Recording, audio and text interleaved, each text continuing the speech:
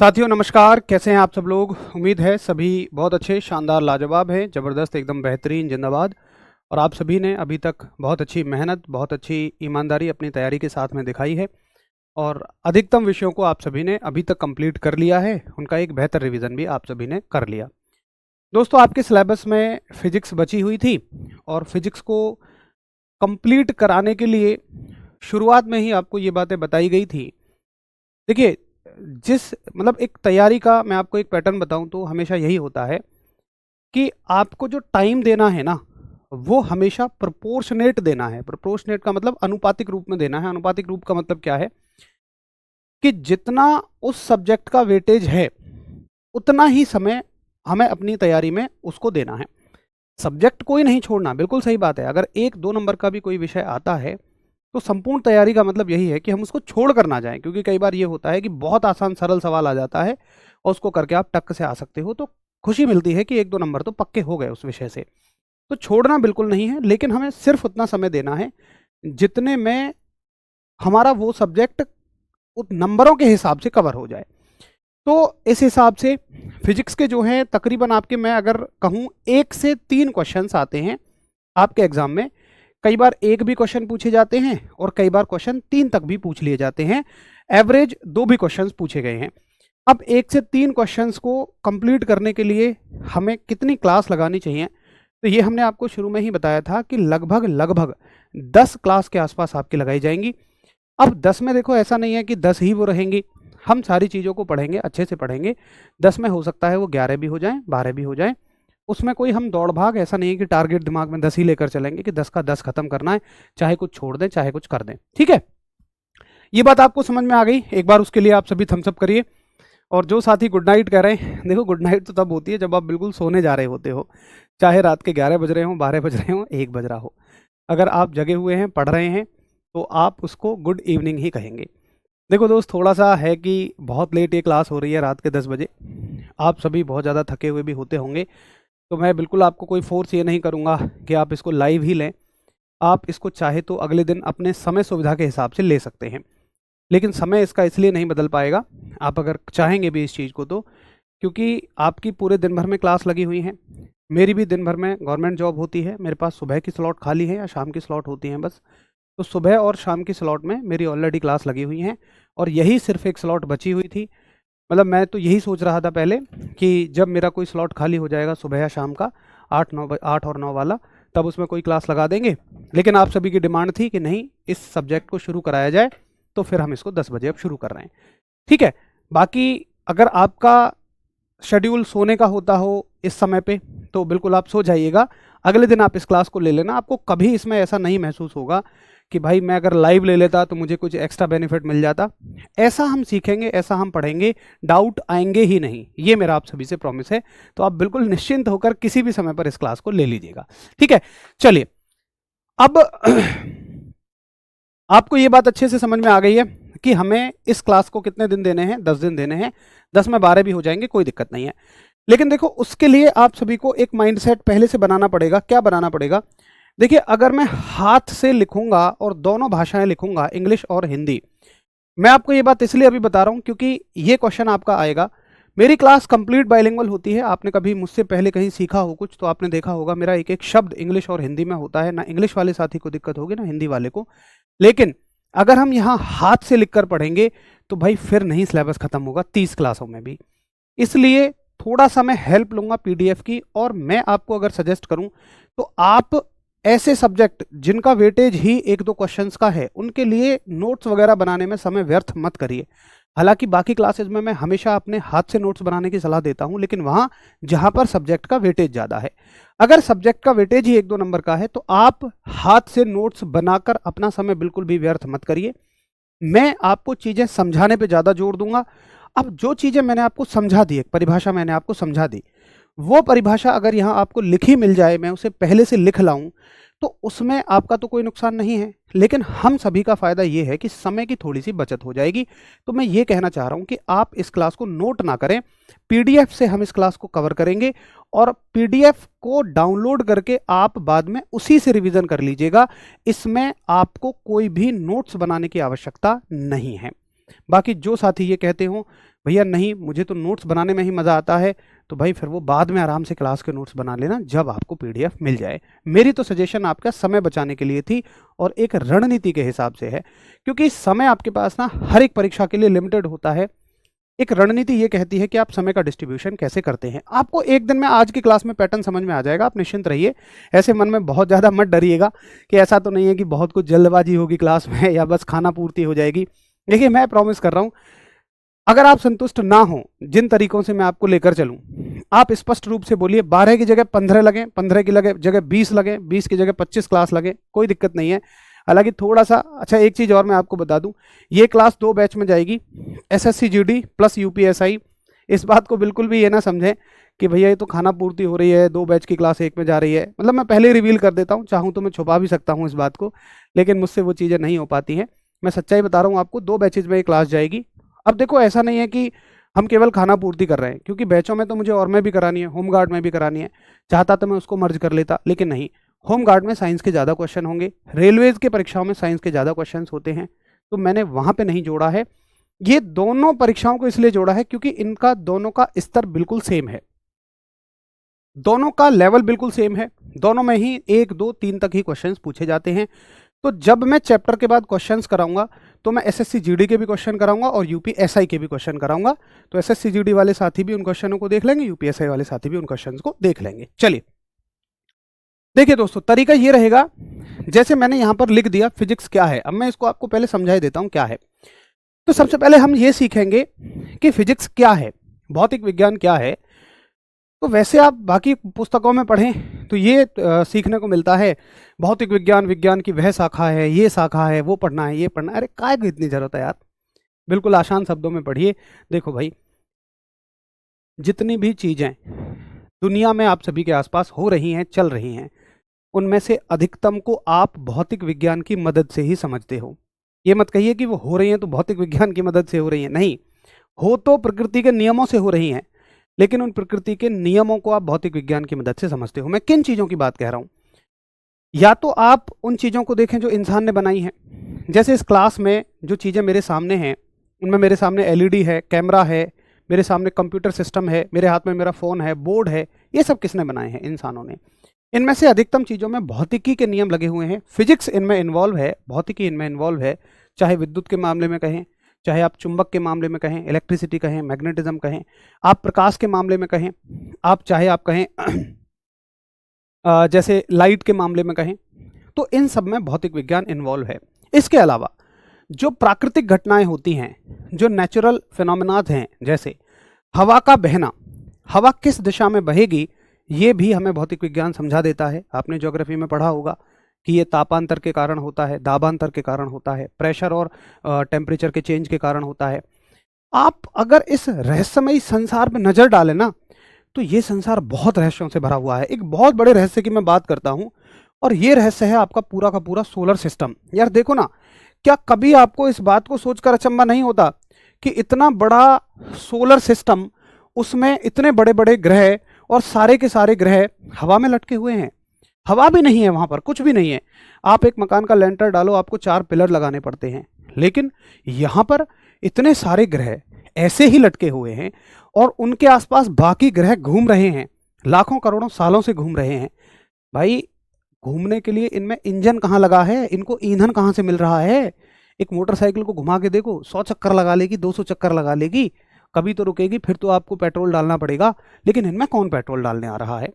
तो ये जितने भी हैं, जैसे सौर मंडल की स्थिति आप समझ लीजिए, अब इसी की वजह से दिन रात भी होते हैं। आपने देखा होगा भूकंप आते हैं, ज्वालामुखी फटते हैं, कहीं समुद्रों में सुनामियां आती हैं। तो ये सब का अध्ययन आप किसकी मदद से करते हो? इन सब का अध्ययन, इन सब चीजों को समझते हो आप भौतिक विज्ञान की मदद से, फिजिक्स की मदद से।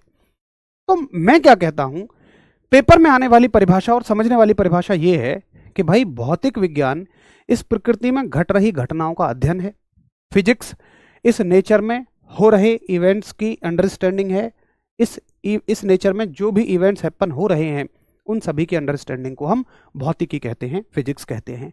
That is the definition of physics. यानी कि हम जो भी व्यवहारिक जिंदगी जी रहे हैं उन सब में काफी हद तक फिजिक्स इन्वॉल्व है। That is the definition of physics. अब इससे पेपर में क्या आएगा, चलो ये तो भैया समझने वाली बात हो गई, लेकिन समझ के कोई हमें पीएचडी थोड़ी करनी है, या हमें कोई कोई कथा थोड़ी ना करनी है। एक सेकंड रुको भाई, हमें तो पेपर पास करना है। तो देखिए पेपर में क्या आता है, पेपर में आपसे पूछा जाएगा कि बताइए भौतिकी का मतलब क्या है। तो भौतिकी का मतलब बेसिकली प्रकृति एवं प्राकृतिक घटनाओं का अध्ययन है, study of nature and natural phenomenas है। भौतिकी शब्द कहाँ से लिया गया है, ग्रीक भाषा के फ्यूसिस शब्द से लिया गया है, और फ्यूसिस का मतलब ही क्या होता है, नेचर यानी कि प्रकृति। प्राकृतिक घटनाओं में शामिल हो सकती हैं सूर्य का उगना, मौसम हो सकता है, कोहरा हो सकता है, भूकंप हो सकता है, ज्वालामुखी हो सकता है, और आपका सोलर सिस्टम यानी कि सौर मंडल हो सकता है। मैं हिंदी लिख देता हूँ, जैसे कि आप मान लीजिए मौसम की जितनी भी घटनाएं हैं, उसके अलावा ये तो मैंने एग्जाम्पल लिखा है जस्ट, ये कभी पेपर में नहीं पूछे जाएंगे, बस ये वाली चीज़ पेपर में पूछी जाएगी। या आप कहो कि भूकंप आता है तो इसको मापना क्यों आता है, सारी चीज़ें हम भौतिकी की मदद से ही तो पढ़ते हैं। उसके अलावा ज्वालामुखी है ना, वॉल्केनिक इरप्शन, सोलर सिस्टम आपका यानी कि सौर मंडल। अब देखो यही तो है, ये चीज़ मैंने आपको समझा दी। मेरे हिसाब से साइंस के मामले में आपको समझने पे ज़्यादा जोर देना चाहिए, आपको अंडरस्टैंडिंग पे ज़्यादा जोर देना चाहिए, बजाय इस बात के कि मैं उसको लिखूं। अब बस यही से आपको समझ में आ गया होगा। एक बात बताइए कि जो मैंने आपको समझाया, अब वो या तो मैं पहले लिख लाऊं या यहां लिख दूं, मेरे हिसाब से कोई फर्क नहीं है, आपके लिए कोई फर्क नहीं है, लेकिन मेरे लिए फर्क है, मुझ पर काम ज़्यादा बढ़ गया। सच बता रहा हूँ, मुझे पीडीएफ से पढ़ाने में कभी मज़ा नहीं आता, क्योंकि उसमें डबल मेहनत करनी पड़ती है। पढ़ाने में मज़े का मतलब डबल मेहनत है यार, मुझे पहले से लिख के लाना पड़ता है। तो ऐसा मत सोचो मैं अपना काम बचा रहा हूँ, ये तो मैं बस इसलिए कि आपका 10-12 क्लासेस में, मतलब 20 क्लास का काम हम 10-12 क्लास में ख़त्म कर लें, बगैर कंटेंट की कटौती किए, बगैर समझने में कटौती किए, इसलिए मैं बस पीडीएफ का इस्तेमाल करूँगा। अब आप बता दो क्या सही है फटाफट से।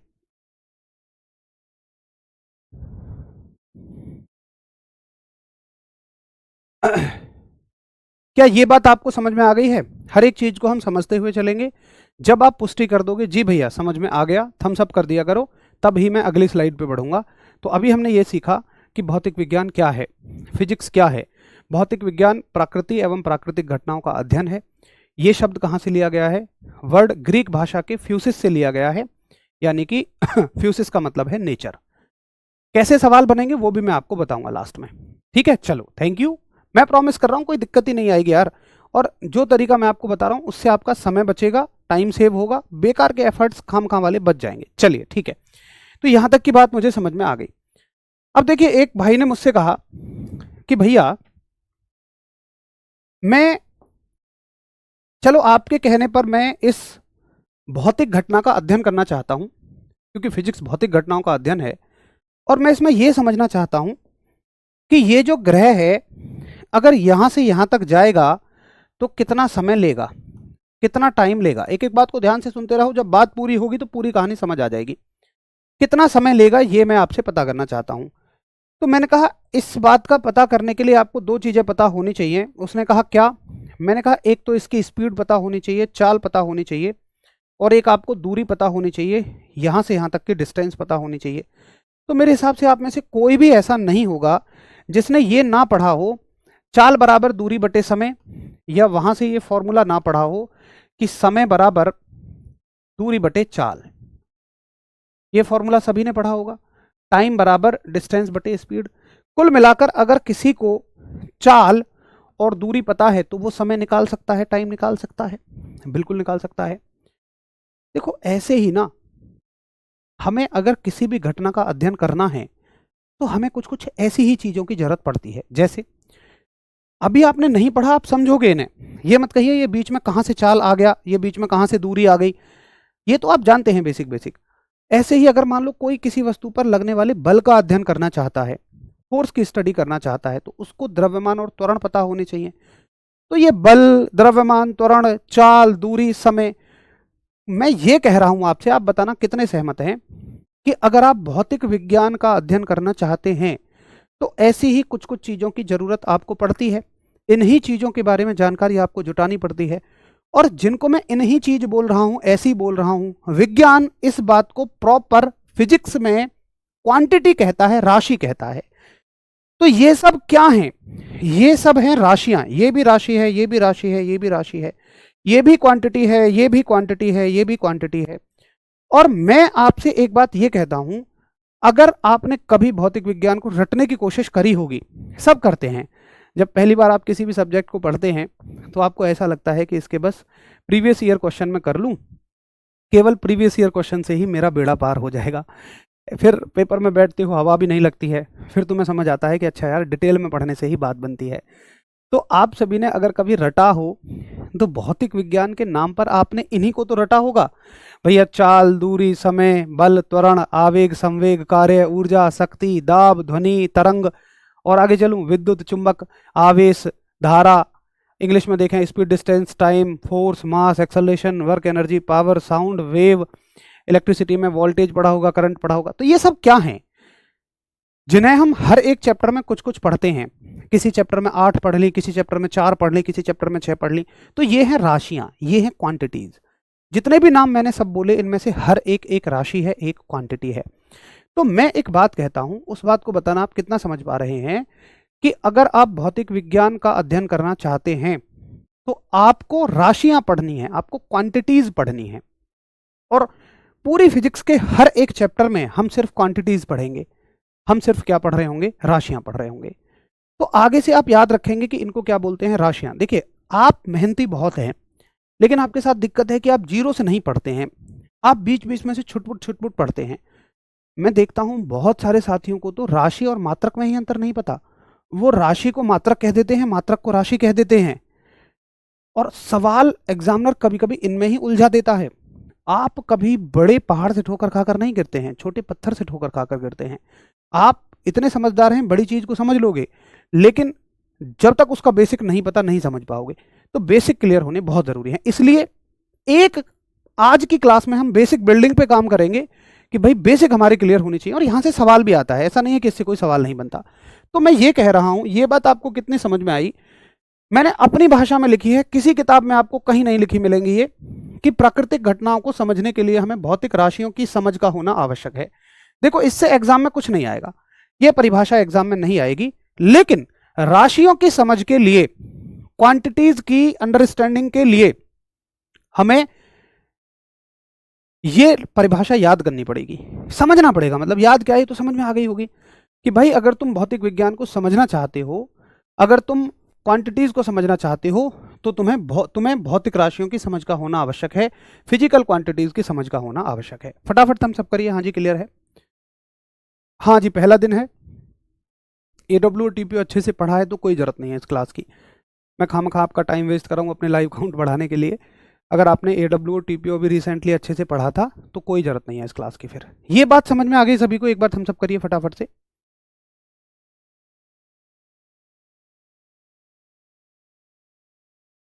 ठीक है जी, चलिए, इसमें भी यहां तक कोई भी दिक्कत नहीं है। बहुत बढ़िया। अब देखो, मैं कुछ राशियों को समझने की कोशिश करता हूं, वहां से आपको एक दूसरी चीज समझाऊंगा। क्या? देखो, जैसे राशियां क्या हैं, मान के चलिए आप एक द्रव्यमान लेने जाते हैं। अब द्रव्यमान का मतलब क्या होता है? आप जिस भी चीज को तराजू में तोलते हैं, चाहे आप चीनी लेने जाएं, चाहे आप दाल लेने जाएं, आलू लेने जाएं, प्याज लेने जाएं, जो भी चीज तराजू में तोली जा सके। और मान लो द्रव्यमान के नाम पे आप लेने गए अंकल जी से आलू, या चलो मान लो आप लेने गए चावल। ठीक, आपने कहा दुकानदार अंकल से कि अंकल जी मुझे ना 4 चावल दे दो यार। कितने चावल? 4 चावल। अब दुकानदार अंकल कहेंगे यार ये आदमी क्या सुबह सुबह ही लगा लगू के आ गया, क्या नशे वशे में है क्या? वो कहेंगे भैया ठीक से बोले यार, 4 चावल का मतलब क्या है? तुम कहोगे हाँ हाँ यार वही 4 किलोग्राम चावल। तो आपने ये देखा कि द्रव्यमान जो एक राशि है, को केवल इतना बोलने में इस बात की पूरी जानकारी नहीं मिलती है। ये एक राशि है। ये क्या है? एक राशि है। और राशि को दिखाने के लिए, राशि को पूरा समझने के लिए या समझाने के लिए केवल संख्या से बात नहीं बनती है, केवल संख्या से बात नहीं बनती है, आपको एक ये चीज भी लगानी पड़ती है। चलो मैं यहां हटा देता हूं, क्योंकि जरूरी नहीं है आप चावल लेने जाओ, कुछ भी लेने जा सकते हो, आप चाहे चीनी लेने जाओ, कुछ भी लेने जाओ। तो मैं कह रहा हूं कि राशि को, अब आप बताना कि आप कितने सहमत हो मेरी बात से। मैं कह रहा हूं कि किसी भी राशि को समझने या समझाने के लिए संख्या की तो जरूरत पड़ती ही है, और इस संख्या को हम क्या कहते हैं विज्ञान की भाषा में? परिमाण कहते हैं, यानी कि मैग्नीट्यूड कहते हैं। आपने आज तक इस शब्द को भी बस सुना होगा, शायद समझा ना हो कि क्या बवाल है ये परिमाण। परिणाम नहीं, परिमाण। किसी राशि का जो संख्यात्मक मान है, उस राशि की जो संख्या है, हर एक राशि की एक संख्या है भाई। आप अगर लंबाई को देखोगे तो यही तो कहोगे 6 मीटर, 8 मीटर, 10 मीटर, तो ये संख्याएं 6, 8, 10, ये सभी परिमाण हैं। उसके अलावा दूसरी चीज जिसके बगैर हम इसको समझ ही नहीं सकते हैं भैया, ये कहलाती है मात्रक, यानी कि यूनिट। तो आपको एक क्रिस्टल क्लियर अंतर समझ में आना चाहिए राशि और मात्रक के बीच में। ये एक राशि है और ये उसका मात्रक है। ऐसे ही हर एक राशि के साथ में हम एक मात्रक पढ़ते हुए चलेंगे। मात्रक एक तो होगा ही होगा, एक से ज्यादा भी हो सकते हैं। कैसे होंगे वो भी मैं आपको बताऊंगा। अभी मुझसे कोई ये मत पूछो कि इस राशि का क्या मात्रक होगा, उस राशि का क्या मात्रक होगा। देखिए, एक रिक्वेस्ट मैं आपसे करूंगा कि आपके दिमाग में बहुत सारे सवाल चल सकते हैं, चलने भी चाहिए, लेकिन हो सकता है वो सवाल यहां बताया जाना उचित ना हो, वो सिर्फ आपको कंफ्यूज करेगा। अगर मैं यहां बताऊंगा, वो कहीं ना कहीं आ जाएगा अपने समय पे। मेरे पढ़ाने का एक सीक्वेंस है, सभी का सीक्वेंस होता ही है यार, हर एक चैप्टर का एक सीक्वेंस होता है। ऐसा थोड़ी है कि बचपन में आपको गिनती सीखने से पहले जोड़ सिखा दिए गए थे। तो हो सकता है कोई सवाल आपका ऐसा ही हो कि आपने गिनती ना सीखी हो और आप जोड़ सीखना चाह रहे हो, तो मैं जोड़ सिखाने की कोशिश करूं भी वो कंफ्यूज करेगा। आप सवाल मुझसे तब करना। और देखो, पहली एक चीज, एक रिक्वेस्ट और करूंगा भैया, हाथ जोड़ के करूंगा कि एसएससी जीडी और यूपीएसआई स्तर में जो साइंस पूछी जाती है उसी स्तर का सवाल करना। सब साइंस यहाँ हल्की पूछी जाती है, नॉर्मल पूछी जाती है, 9-10th लेवल की पूछी जाती है। तुम सवाल उठा लो 11th और 12th का, तो उसके बारे में चर्चा करना सिर्फ समय की वेस्टेज है। मैं इतनी बातें आज कर भी रहा हूँ क्योंकि पहली क्लास है, कल से हम ज़्यादा फोकस अपना पढ़ाई पर ही करेंगे। आज मैं कुछ नियम बता देता हूँ जो हम आगे मानकर चलेंगे तो क्लास स्मूथ रहेगी। बाकी तो भैया आपकी आज्ञा शर्मा थे। तो कोशिश करिए आपकी वो चीज़ें पढ़ें, वो चीज़ें पूछे जो हमारे स्तर की हैं। जैसे कई बार साथी भावनाओं में बहकर वैज्ञानिक बनने की कोशिश करने लगते हैं। भैया रॉकेट कैसे उड़ता है? अरे भाई, रॉकेट उड़ाना सीखना था तो भाई एरोनॉटिकल इंजीनियरिंग करते तुम, रॉकेट साइंस में इंजीनियरिंग करते, 4 साल की इंजीनियरिंग होती, बहुत सारी चीज़ें सिखाई जाती। क्योंकि वो एक दिन की प्रक्रिया नहीं है ना, एक सेकंड की प्रक्रिया नहीं है। हमको ये याद रखना है कि हम यहाँ फिजिक्स इसलिए पढ़ रहे हैं ताकि एसएससी जीडी और यूपीएसआई में बनने वाले 1, 2 या 3 क्वेश्चंस को सही कर दें, बस, उससे ज़्यादा कुछ नहीं। फिर शायद तुम्हारा फिजिक्स से कोई मतलब भी नहीं रह जाएगा। ये मेरी कोशिश आपके साथ रहेगी, आप भी थोड़ा सा कोऑपरेट करना। तो चलिए बताइए कौन कौन सहमत हैं कि भैया किसी भी राशि को मापने के लिए आपको 2 चीज़ें जरूर चाहिए, परिमाण चाहिए और उसके साथ साथ आपको मात्रक तो चाहिए ही। यहाँ पर सदिश सदिश भी दिमाग में आता है, वो भी करवा दूंगा, आप निश्चिंत रहो। 1-2 साथियों ने डाउट पूछ लिया, कोई दिक्कत नहीं है, मैं आपको बता दूंगा। तो किसी भी राशि को मापने के लिए परिमाण के साथ साथ क्या चाहिए? मात्रक चाहिए, यूनिट चाहिए। तो मैंने यहाँ पर ऐसे लिखा कि मात्रक क्या होते हैं। तो मैं कहूँगा कि किसी भी राशि को मापने के लिए परिमाण के साथ साथ किसकी आवश्यकता होती है? मात्रक की आवश्यकता होती है। जैसे कि दूरी को मापने के लिए आपको किसकी आवश्यकता होगी? मीटर की आवश्यकता होगी। सिर्फ मैंने एक एग्जाम्पल दिया है। हम हर एक राशि का मात्रक पढ़ेंगे, निश्चिंत रहिएगा। हर एक क्वांटिटी की यूनिट यहां पर हम पढ़ेंगे, ठीक है? ये बात सभी को समझ में आई? अभी आपको देखो, टॉपिक है मात्रक। ये नहीं है कि हर राशि का मात्रक यही सीख लूं। ये देखो कि मुझे ये समझ में आ गया कि मात्रकों की आवश्यकता कहां है, यूनिट्स की जरूरत कहां है। बस मुझे इतनी सी बात बड़े अच्छे से समझ में आ गई है, ठीक है? अब देखिए आगे चलें।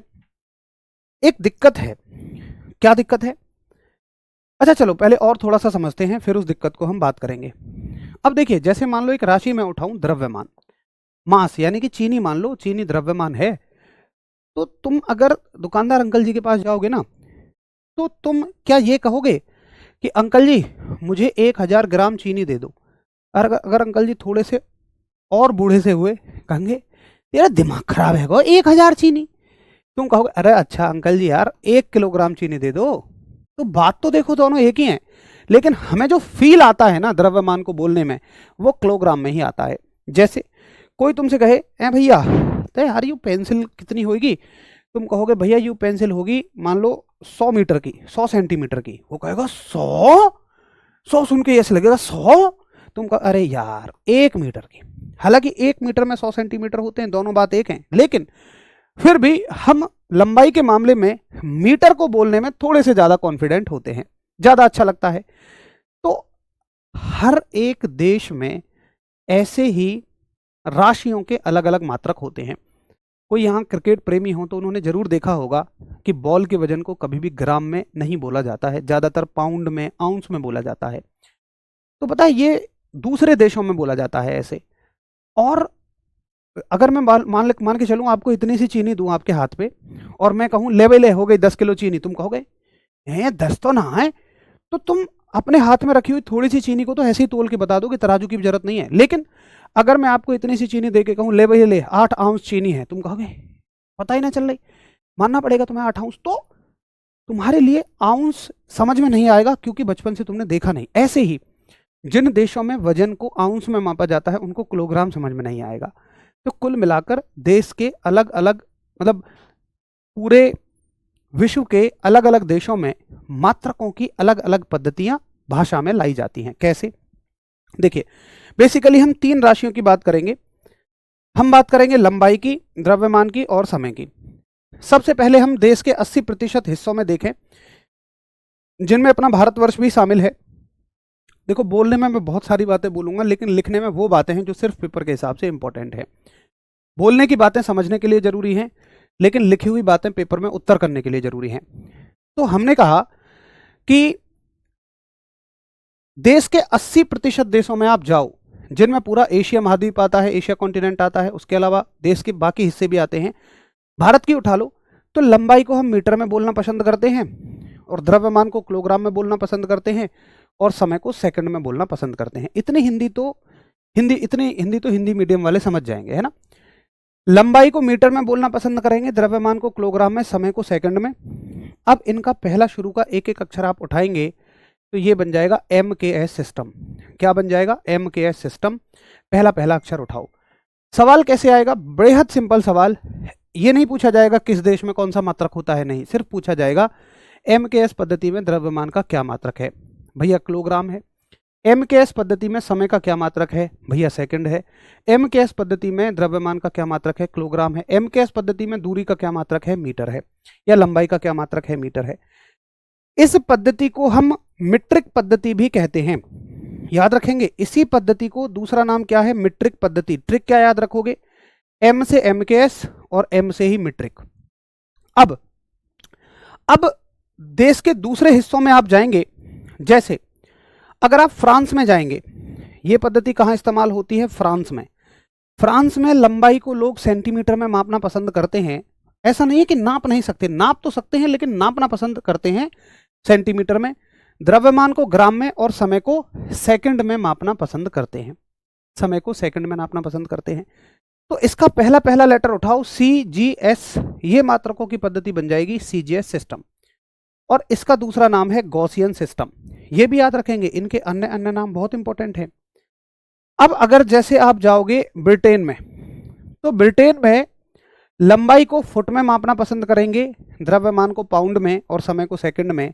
इनका पहला पहला लेटर उठाएंगे तो फुट पाउंड सेकंड पद्धति ये बन जाएगी, फुट पाउंड सेकंड सिस्टम ये बन जाएगा। और इसका अन्य नाम गॉसियन सिस्टम होता है। ऐसे ही इसका अन्य नाम ब्रिटिश सिस्टम हो जाता है। करिए फटाफट से एक बार थम्स अप। क्या हुआ भाई, कमेंट क्यों आने बंद हो गए? आप सभी के कमेंट नहीं आ रहे हैं भाई, मेरे को लग रहा है कोई टेक्निकल इशू है। देखो यार, कमेंट आने बंद हो गए क्या? एक कमेंट आया बहुत देर में, देखो ना, 10:34 के बाद से 10:36 पे 2 मिनट में एक कमेंट आया है। अच्छा, क्या क्लास बीच में रुकी तो नहीं है? सभी को क्लियर समझ में आया सारा सब कुछ?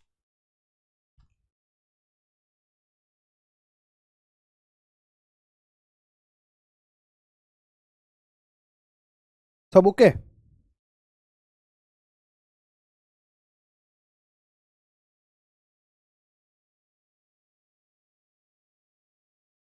अच्छा ठीक है,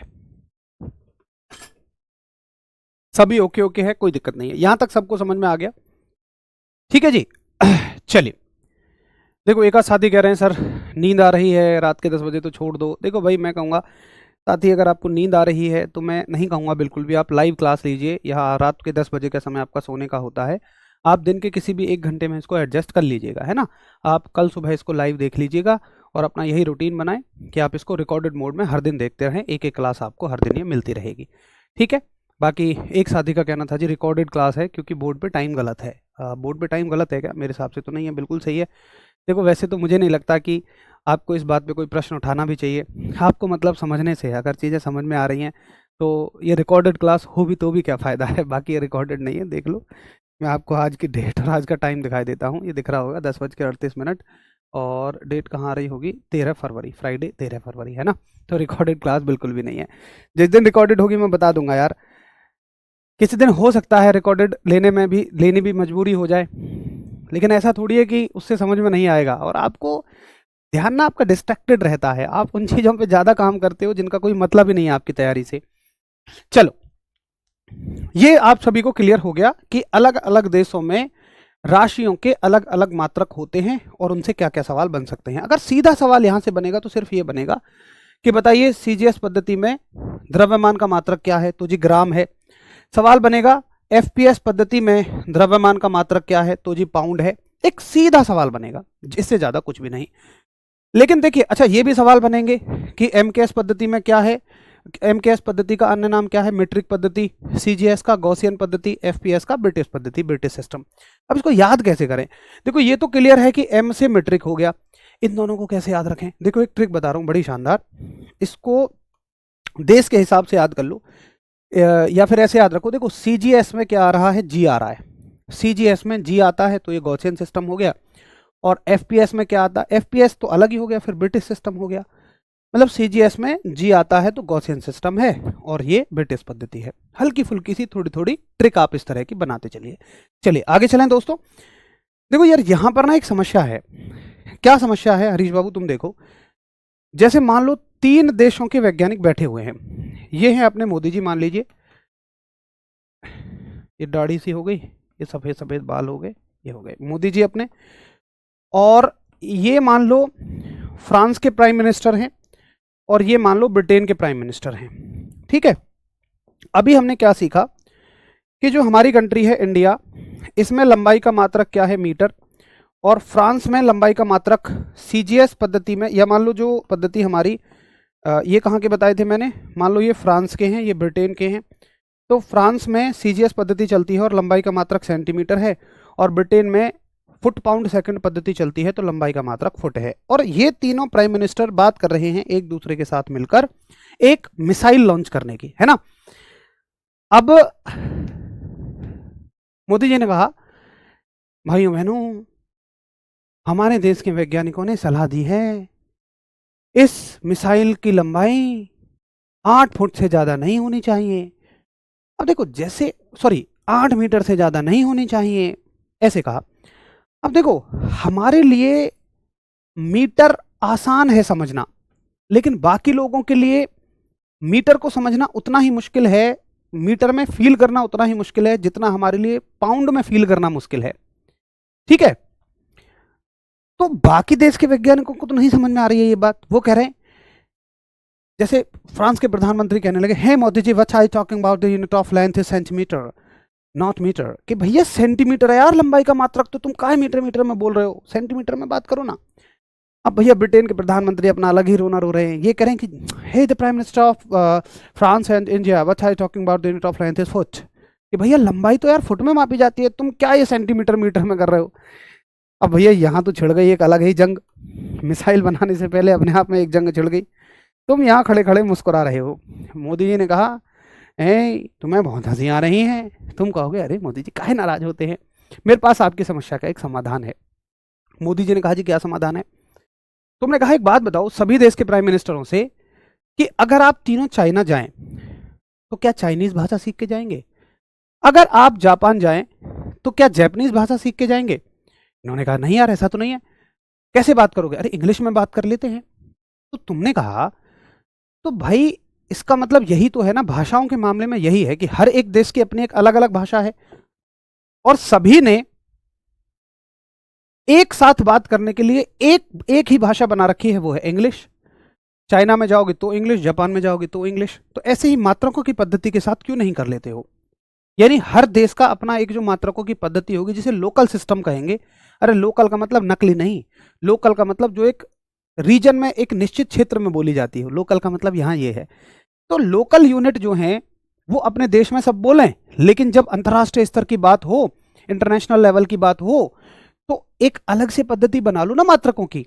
जैसे हमने भाषा के मामले में इंग्लिश बनाई है, बोलो अच्छा है कि नहीं? ये सुझाव बड़ा अच्छा है। तो सभी देशों के वैज्ञानिकों ने कहा कि ठीक है यार, एक काम कर लेते हैं और इन 3 मात्रकों की पद्धतियों को तो अपने अपने देश में छोड़ो, और जब हम इकट्ठे होंगे कहीं या अंतर्राष्ट्रीय स्तर पर बात होगी तो एक ऐसी मात्रकों की पद्धति बनाइए जो अंतर्राष्ट्रीय स्तर पर फॉलो हो, इंटरनेशनल लेवल पर फॉलो हो। और हमने बनाई अंतर्राष्ट्रीय पद्धति मात्रकों की, इंटरनेशनल सिस्टम ऑफ यूनिट्स। मैं नहीं कहता हूं कि शायद आपने सीजीएस, एफपीएस, एमकेएस ऐसा ही सिस्टम ना पढ़े हों, बट इतना तो नहीं पढ़ा होगा शायद, अगर कहीं किताबों में भी पढ़ा होगा कि 3 मात्रकों की पद्धति होने के बाद भी ये चौथी मात्रकों की पद्धति की कहां से आवश्यकता आ गई, ये कहां से नीड आ गई, कहां से जरूरत आ गई। आगे बात समझ में? तो 3 मात्रकों की पद्धति होने के बाद भी चौथे मात्रकों की पद्धति की जरूरत हमें इसलिए पड़ती है, उम्मीद है समझ में आ गया होगा, इंटरनेशनल सिस्टम। अभी चलेंगे इस बात पे भी, इसको रोक लो अभी। अब अंतरराष्ट्रीय पद्धति में मेरी क्या जिम्मेदारी है? मान लो तुम खड़े होकर मुस्कुरा रहे थे, तुम्हें जिम्मेदारी दे दी, चल भाई ठीक है तू ही कर ले इस काम को। अब मात्रकों की एक ऐसी पद्धति बना कि जो पूरे अंतरराष्ट्रीय स्तर पर फॉलो हो।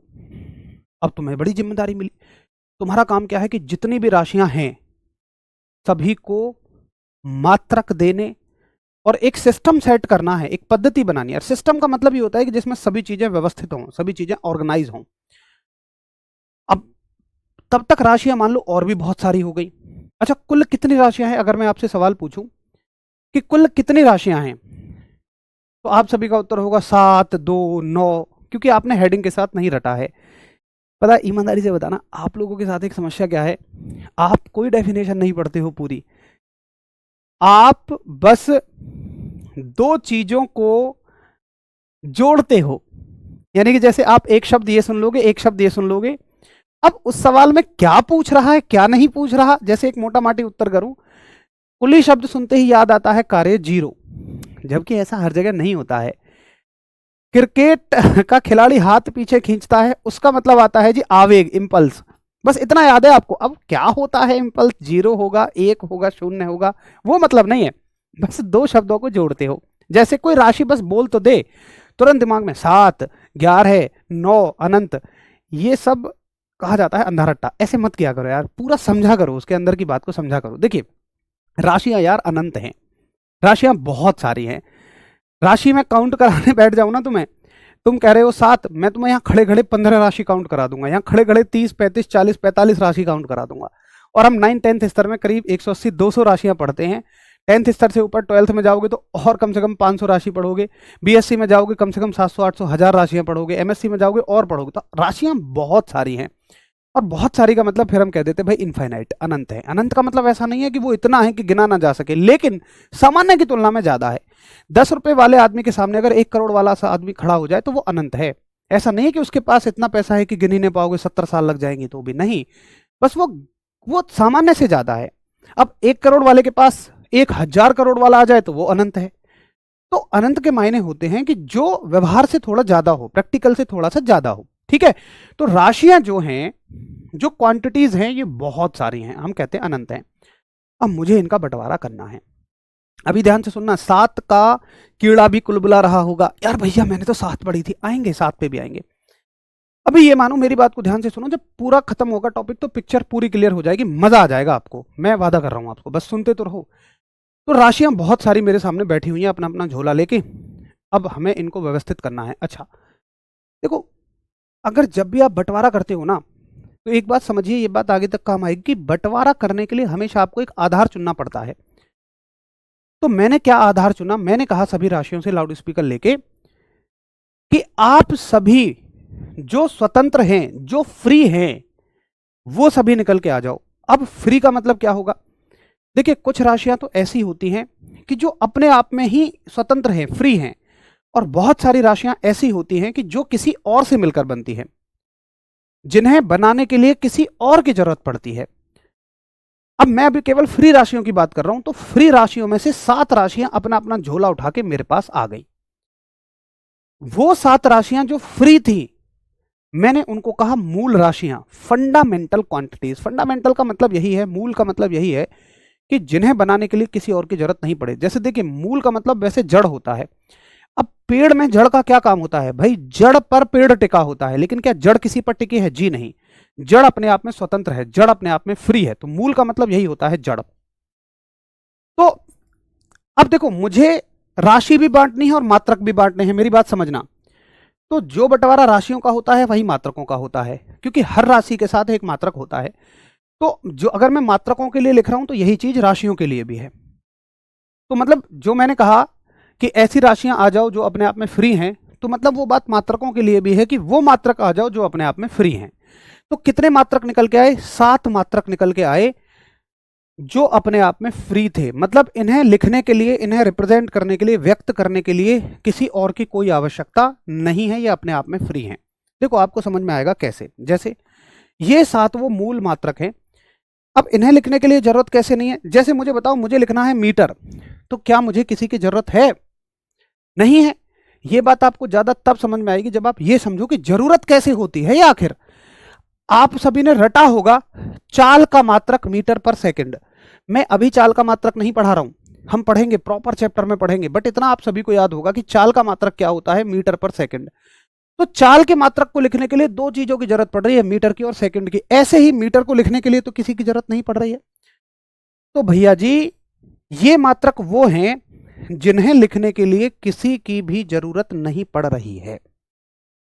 और ये किन राशियों के मात्रक हैं? इन राशियों के मात्रक हैं। तो इन 7 राशियों को मूल राशि बोला जाएगा, इन्हें फंडामेंटल क्वांटिटी बोला जाएगा, और इनके मात्रकों को मूल मात्रक बोला जाएगा, यानी कि फंडामेंटल यूनिट बोला जाएगा। अभी हमारा उद्देश्य ये नहीं है कि हमें इन राशियों को समझना है, हमें इन क्वांटिटीज को समझना है, ना इनके मात्रकों को रटना कि एम्पियर क्या होता है भैया, केल्विन क्या होता है भैया, मोल क्या होता है, कैंडला क्या होता है। नहीं, ये सब अलग अलग चैप्टर में आएंगे। अभी बस इतना समझो कि ये वो राशियां हैं जिन्हें लिखने के लिए किसी की जरूरत नहीं है, और ये वो मात्रक हैं जिन्हें लिखने के लिए किसी की जरूरत नहीं है। तो हम क्या पढ़ रहे हैं? मात्रकों की पद्धति। चौथे मात्रकों की पद्धति पर हमारी अंतर्राष्ट्रीय मात्रकों की पद्धति, इंटरनेशनल सिस्टम ऑफ यूनिट्स। उसमें पहला पार्ट हमने पढ़ा मूल राशियां या मूल मात्रक, फंडामेंटल क्वांटिटीज या फंडामेंटल यूनिट्स, और हमने देखा कि इनकी संख्या कितनी होती है, 7 होती है, 7 होती है। एक बार फटाफट से थम्स अप करो जी, इतनी बात मुझे समझ में आ गई है, फिर मैं आगे बढ़ूं। भाई तुम लोग कोई बिल्कुल तीसरी क्लास के बच्चे हो क्या? भैया नींद आ रही है, नींद आ रही है। अरे भाई सो जाओ ना, नींद आ रही है तो क्या दिक्कत है? मैं कह तो रहा हूँ कि इस क्लास को आराम से कल ले लीजिएगा, डाउट कोई नहीं आएगा आपको। होती जो मैं तो लाइव लेता हूँ डाउट पूछने के लिए, कोई है ही नहीं डाउट, आप निश्चिंत रहो। सो जाओ भाई, आराम से नींद पूरी करिए। कोई, देखो मैं इस बात को नाराज होकर नहीं कह रहा हूँ, मैं बिल्कुल बिल्कुल पोलाइटली कह रहा हूँ ना, मेरा बिहेवियर नेचर ऐसा है, आपको समझ आ जाएगा। मैं समझाने के वक्त वैसे ही बात कर रहा हूँ। आप सो जाइए भाई, जबरदस्ती मत लीजिए क्लास को, है ना। समय के लिए माफ़ी चाहूँगा, समय का बदलाव इसलिए संभव नहीं है क्योंकि मेरी गवर्नमेंट जॉब है, तो मेरे पास सुबह और शाम का टाइम होता है क्लास लेने के लिए। सुबह 7 से 8, 8 से 9 ऑलरेडी क्लास हैं, फिर 9 से 10 मेरा ऑफिस होता है, पूरे दिन फिर ऑफिस, 6 बजे ऑफिस से फ्री होते हैं, और कई बार 7:30, पौने 8, 7:15 तक आ पाता हूँ, इसलिए फिर 8 से क्लास लगी होती है। 8 से 9, 9 से 10 ऑलरेडी क्लास चली हुई है, तो 10 बजे का ही स्लॉट लगा हुआ है। ठीक है, बस खत्म करते हैं इस टॉपिक को, अभी पूरा टॉपिक करके ही छोड़ेंगे। चलिए, तो ये हमें बात समझ में आ गई। अब कितनी राशियां बैठी थी? बहुत सारी राशियां बैठी थी, अनंत राशियां बैठी थी, और उनमें से 7 तो निकल के आ गई जिनके पास अपने मात्रक थे। भैया बाकी, तो बाकी राशियां इन्हीं से मिलकर बनती हैं, यानी मूल राशियों से ही मिलकर बनती हैं, और उनके मात्रक मूल मात्रकों से मिलकर बनते हैं। बाकी राशियां इन्हीं फंडामेंटल क्वांटिटीज से मिलकर बनती हैं, और उनकी यूनिट भी फंडामेंटल से ही मिलकर बनती हैं। फॉर एग्जाम्पल, अगर मैं एक राशि उठाता हूं चाल, मैं इसलिए बार बार चाल को ले रहा हूं क्योंकि आप चाल को अच्छे से जानते हैं, स्पीड को अच्छे से जानते हैं, दूरी बटे समय। तो देखो, चाल जो एक राशि है फंडामेंटल है, ये सॉरी, इसे लिखने के लिए हमें दो राशियों की जरूरत पड़ती है, और ये दोनों राशियां कहां से मिल रही हैं? यहां से। कैसे भाई? दूरी किस में आ रही है? लंबाई में आ रही है, और समय तो है ही। तो जैसे हमने इस राशि को अकेले लिख दिया, ऐसे ही इस राशि को अकेले नहीं लिखा जा सकता, ये इनकी मदद से बनेगी। और इसका मात्रक भी उठाओगे मीटर पर सेकंड, तो वो इन्हीं की मदद से बन रहा है, मीटर से और सेकंड से। तो बाकी जितनी भी राशियां अब होंगी ना, वो राशियां और उनके मात्रक, वो क्वांटिटीज और उनके यूनिट्स, सब की सब फंडामेंटल से बनेंगी, सब की सब मूल से मिलकर बनेंगी। तो उन्हें कहा जाएगा व्युत्पन्न, ड्राइव्ड। भाई तुम तो ड्राइव्ड हो, भाई तुम तो व्युत्पन्न हो, तुम तो किसी और से उत्पन्न हो। तो व्युत्पन्न राशियों का मतलब है जो किसी और की मदद से बनी हो। और कौन है? मूल ही तो है, फंडामेंटल ही तो है। तो वो राशियां मूल राशियों से और उनके मात्रक मूल मात्रकों से मिलकर बने होंगे। अब ये कितनी होती हैं? देखो, ये तो जितनी सारी राशियां, अनंत राशियां बैठी थी, उसमें से 7 इधर आ गई, तो सारी राशियां यही तो बची, तो ये तो अनंत ही हुई ना। भाई अनंत में से 7 माइनस कर दोगे तो अनंत ही बचेगा। ये तो बहुत सारी हैं, इसका मतलब ये है। अनंत का मतलब बहुत सारी हैं, फिर इनको गिन पाना संभव नहीं है ना। इससे कोई ऐसा सवाल आता कि इसकी संख्या बताओ। संख्या में आता है जो फिक्स होती है। मूल राशियों की संख्या फिक्स है, 7 है, वहां से सवाल आएगा। व्युत्पन्न राशियों की कोई लिमिटेड संख्या नहीं है, तो इसमें से सवाल नहीं आएगा। बस मैं आपको समझाने के लिए बता रहा हूं कि व्युत्पन्न राशि में भी आप मूल का उत्तर मत कर देना, पहली चीज। दूसरी चीज, एक आपकी गलती क्या होती है, आप व्युत्पन्न राशियों को उठाएंगे और रटना शुरू कर देते हैं। चाल का मात्रक मीटर पर सेकंड होता है, त्वरण का मीटर प्रति सेकंड स्क्वायर होता है, समवेग का केजी मीटर प्रति पर सेकंड होता है। जुम्मन शेख और अलगू चौधरी की लड़ाई हो गई थी, उनके बीच में बंटवारा पंच पंचायत में किया गया था। ये वो जुम्मन शेख और अलगू चौधरी, वो कहानी है जो 5वीं क्लास की कक्षा में हम रटा करते थे। हरीश बाबू, तुम्हें याद है? सरकारी स्कूल की किताब में हुआ करती थी एक कहानी, और ऐसे ही हम मुंह उठा उठा के ऊपर रटते थे। अबे भैया, आज तक तुम्हें मात्रक नहीं याद हो पाए क्योंकि तुमने रटा। तो रटंत विद्या वाली कहानी हम नहीं करेंगे। ना मुझसे उम्मीद करना कि सारी राशियां और उनके मात्रक एक साथ लिखवा दो, ये बेकार की उम्मीदें हैं, ये कंफ्यूज करने वाली उम्मीदें हैं। हम हर एक चैप्टर में जो राशियां आएंगी उनको समझेंगे और वहीं उनके मात्रक पढ़ते हुए चलेंगे, ये हमारा तरीका होगा। तो कोई ये मत कहना कि ये राशि नहीं करवाई, वो राशि नहीं करवाई, वो चैप्टर्स के साथ मैं आपको करवाता हुआ रहूंगा। ठीक है भैया? तो दूसरी आती है व्युत्पन्न मात्रक या व्युत्पन्न राशियां, और ये अगर व्युत्पन्न मात्रक कहोगे तो मूल मात्रकों की मदद से प्राप्त किए जाते हैं, जैसे चाल का मीटर पर सेकंड है, और ये कैसी होती है? अनंत होती है। चलिए जी, तो यहां पर मेरी टेंशन खत्म हो जानी चाहिए थी। किस चीज की टेंशन खत्म हो जानी चाहिए थी? मेरी टेंशन खत्म हो जानी चाहिए थी सभी राशियों के बंटवारे की टेंशन, कि भाई राशियों का बंटवारा हो गया, कहानी खत्म। भाई सीधी सी बात है यार, 7 तो वो हो गई जिनके पास अपने मात्रक हैं, बाकी वो हो गई जिनके पास अपने मात्रक नहीं है, खत्म कहानी। लेकिन 2 राशियां रह गई। मैंने कहा, अरे तुम कैसे रह गई? जल्दी बताओ, तुम्हारे पास अपने मात्रक हैं क्या? उन्होंने कहा हाँ हैं। तो अगर अपने मात्रक हैं, या मान लो वो स्वतंत्र राशियां हैं, उन्हें लिखने के लिए किसी की जरूरत नहीं है, तो किस में जानी चाहिए थी? मूल में जानी चाहिए थी। किस में जानी चाहिए थी? फंडामेंटल में जानी चाहिए थी। लेकिन मैंने कहा तो जाओ ना फंडामेंटल में। उन्होंने कहा नहीं, हमारे पास अपने मात्रक हैं लेकिन फंडामेंटल में नहीं जाएंगे, हमारे लिए अलग कैटेगरी बनाओ, अलग श्रेणी बनाओ हमारे लिए। जैसे शादी में जब भीड़ भड़क्का होता है तो एक ही कमरे में 4-6 लोग एडजस्ट कर लेते हैं सोने में, नीचे गद्दे बिछा के सो जाते हैं, लेकिन 2 लोग ऐसे होते हैं उनको सेपरेट कमरे चाहिए। कौन कौन? फूफा जी और जीजा जी। तो ऐसी ही 2 राशियां हमारी ऐसी हैं। कौन कौन सी राशियां हैं? कोण और घन कोण, एंगल और सॉलिड एंगल, जिनके लिए हमें एक अलग ही कैटेगरी बनानी पड़ी। ना ये मूल में आएंगी, ना व्युत्पन्न में आएंगी, ना फंडामेंटल में आएंगी, ना ड्राइव में आएंगी। इनकी कैटेगरी बनानी पड़ी और हमने कहा इनको संपूरक राशियां और इनके मात्रकों को संपूरक मात्रक। तो राशियां कौन है? कोण और घनकोण, और इनके मात्रक कौन है? रेडियन और स्टे रेडियन। अब बहुत प्यारा सवाल बनता है कि संपूरक मात्रक या संपूरक राशियां कितनी होती हैं? तो आपको सहजता से उत्तर करना चाहिए 2, लेकिन आप मिक्स उत्तर करते हो, कोई 7 कह देगा, कोई 9 कह देगा। मुझे नहीं पता 9 और 11 आप कहां से क्या पढ़ते हो। चलो 7 तो फिर भी समझ में आता है कि जी मूल समझ के उत्तर कर दिया मैंने, लेकिन ये 9 और 11 कहां से है? लेकिन आप गलती मत करना, क्रिस्टल क्लियर पढ़ो। मूल 7 होती हैं, व्युत्पन्न अनंत होती हैं, और संपूरक 2 होती हैं। और कौन कौन सी होती हैं? कोण का मात्रक रेडियन और घन कोण का मात्रक स्टेरेडियन। अगर आपको यहां तक समझ में आया हो तो आज हमने ये जो मात्रक चैप्टर है, यूनिट्स चैप्टर है, इसको कंप्लीट कर लिया। देखो, आप मेरी कोई ना किसी साथी के पास आपका कोई बैच हो तो उसे उठाकर देखना, मात्रक चैप्टर में इतना ही कंटेंट होता है, इतना ही मैं पढ़ाता हूं, और मेरी कोशिश होती है कि बगैर रटवाए कंसेप्ट क्लियर कराए जाएं, जिससे कितने भी सवाल बन जाएं आप कर लो। लेकिन यही चैप्टर मैंने 2 क्लास में करवाया होगा। क्यों? क्योंकि वहां मैंने हाथ से लिखा है। आप भी सोचो यार, अगर इतना मैं हाथ से लिखूंगा इंग्लिश और हिंदी दोनों में, तब तो बिल्कुल 100% तय है कि मुझे इसका डबल से भी ज़्यादा समय लगेगा। तो बेसिकली समय ज़्यादा समझाने में नहीं जाता है, समय मेरा ज़्यादा जाता है लिखने में। अगर उस समय की बस आप बचत करवा दो, मेरे हिसाब से उसमें कोई दिक्कत भी नहीं है। आपको ऐसा लगता है लिखकर पढ़ाने से ज़्यादा समझ आता है, तो समझाने की जिम्मेदारी मेरी है। आप अब तक पहली क्लास में ही इस बात को समझ गए होंगे, और प्रॉमिस करता हूँ इसलिए नहीं कि पहली क्लास है तो इन चीज़ों को समझा रहा हूँ। जो पुराने बच्चे हैं वो जानते हैं, हर चैप्टर हर टॉपिक इतने ही मज़ेदार अंदाज में आपको सिखाऊंगा, समझाऊंगा, क्योंकि भौतिक विज्ञान आपके आसपास घूम रही है। आपके व्यवहारिक उदाहरणों के माध्यम से हम पूरी भौतिक विज्ञान को, पूरी फिजिक्स को समझेंगे। ठीक है जी। तो बस आप समझने की समझाने की जिम्मेदारी मेरी है, बस ये लिखने वाली चीज़ में समय बचवा दो, इससे कोई नुकसान भी नहीं है। मैं प्रॉमिस कर रहा हूँ, अगर मैं 10-12 क्लास में करा रहा हूँ तो ना कोई टॉपिक छूटेगा, ना एसएससी जीडी यूपीएसआई का कोई प्रीवियस ईयर क्वेश्चन छूटेगा। ठीक है। अब बात रही प्रीवियस ईयर क्वेश्चंस की, सुनिए मैं क्या कर रहा हूं, मैं प्रीवियस ईयर क्वेश्चंस लेकर आया हूं। अच्छा, ये तो अगले चैप्टर का टॉपिक है। मैं प्रीवियस ईयर क्वेश्चंस देखो लेकर आया हूं।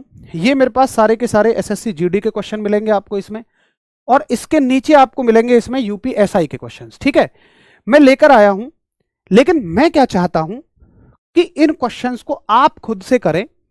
मैं इसकी आंसर के नीचे दे दिया करूंगा, आप खुद से करो। क्योंकि देखो, एम्पियर मात्रक किसका है? विद्युत धारा का। अब ये बात मैंने करवा तो दी, इसी बात को मैं यहां पे भी करवाऊं तो वो सिर्फ मतलब मजा नहीं आएगा। मजा तब आएगा जब आप क्वेश्चन खुद से बनाओ। मैं तो करवा दूंगा, ये इसमें कोई समय नहीं बचेगा, इसमें तो 2 मिनट का काम है, फटाफट टिक लगाने हैं। लेकिन मजा जब आएगा जब आप खुद से इनके उत्तर करो। तो मैं इसकी आंसर की दे दूंगा, और प्रॉमिस है आप थ्योरी पढ़ लो तो सारे सवाल खुद से करोगे। तो एक तरह से ये वर्कशीट हो जाएगी आपके लिए। इनके सॉल्यूशन भी मैं इनके क्वेश्चन का आंसर की भी मैं दे दूंगा। आज तो नंबर नहीं लिखे हैं, मैं नंबर लिख दिया करूंगा इस पे, आंसर की दे दूंगा, आप मैच कर लेना। कोई समझ में ना आए तो मैं अगले दिन मिलूंगा, अगले दिन पूछ लेना। तो कोशिश करना इनको खुद से करो, क्योंकि मजा तब ही है जब थ्योरी पढ़ने के बाद आप प्रीवियस ईयर क्वेश्चंस को खुद से कर सको।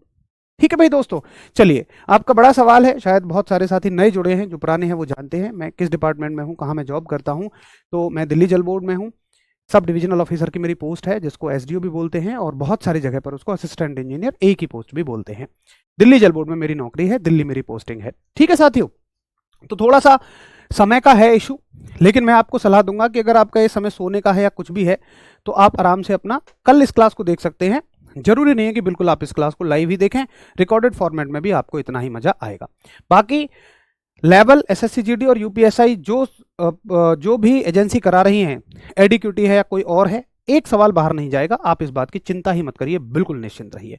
ठीक है, चलिए तो मिलते हैं फिर हम लोग कल। तब तक के लिए आप सभी को नमस्कार, जय हिंद, धन्यवाद।